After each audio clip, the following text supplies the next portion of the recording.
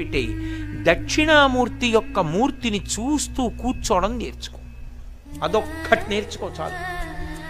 ఏమక్కర్లేదు. ఇంకా దక్షిణామూర్తిని పెట్టుకుని రోజు కాసేపు ఆయన్ని చూస్తే చాలు. మీకు నేను ఇంకా విచిత్రమైన విషయం చెప్పనా? సంటి పిల్లలు కొంచెం కొంచెం పెరిగి పెద్దవాళ్ళు అవుతున్నప్పుడు ఇంట్లో అందమైన దక్షిణామూర్తి విగ్రహం ఉండి, విగ్రహం అంటే ఫోటో కనీసం ఉండి, పిల్లలు కాసేపు దాని వంక చూడడం అలవాటైతే మీరు చూడండి, నేను యథార్థం చెప్తున్న, పెద్దలు నిర్ణయం చేసింది.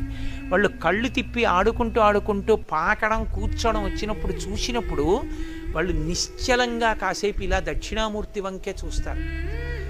పిల్లలు చిన్నతనంలో దక్షిణామూర్తి వంక అలా ఎదురుగుండా కూర్చుని చూస్తే 2 ఫలితాలు వస్తాయి. అపమృత్యు దోషం పోతుంది, సరస్వతి కటాక్షం కలుగుతుంది.